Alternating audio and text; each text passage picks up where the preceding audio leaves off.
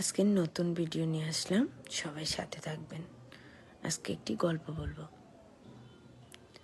এক গ্রামে দুই বন্ধু বাস করত। একজন ছিল পিন্টু আর একজন ছিল মিন্টু। তারা দুজনেই বেকার, দিনমজুরের কাজ করত।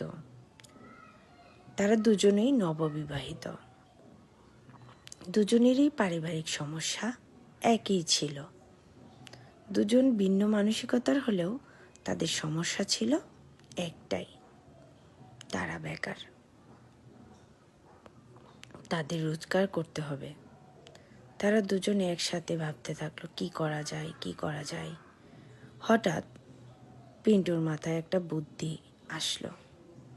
সে মিন্টুকে বলল, চলো বন্ধু, আমরা দুজনে মিলে একটা গাভী কেনা যায়। মিন্টু তাতে সম্মত দিল। আসলে তো ঠিকই।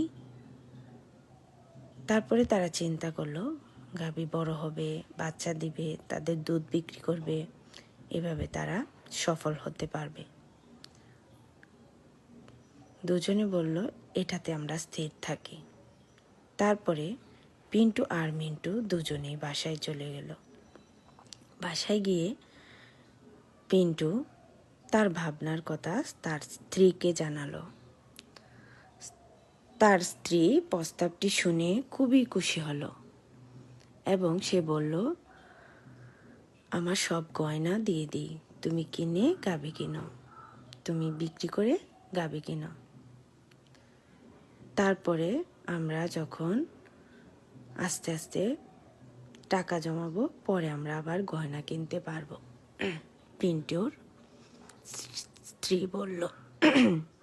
অন্যদিকে মিন্টুর স্ত্রীর কাছে সব কথা মিন্টু পরিকল্পনার কথা যখন খুলে বলল,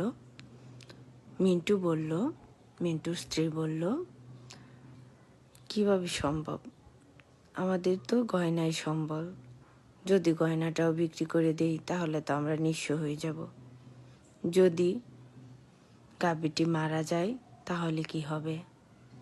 তখন মিন্টু মাথা নেড়ে বলে, ঠিকই তো, তাহলে তো আমরা সব শেষ। তারপরের দিন আবার পিন্টু এবং মিন্টু দুজনেই একসাথে হলো। পিন্টু মিন্টুকে তাদের পরিকল্পনার কথা জিজ্ঞাসা করলে মিন্টু বলে, যদি গাভীটি মারা যায় তাহলে কিভাবে সম্ভব? তাহলে দুজনের মধ্যে বনাবনি হলো না, তারা গাভী কিনবে না। মিন্টু গাভী কিনলো, তারপরে সে সফল হলো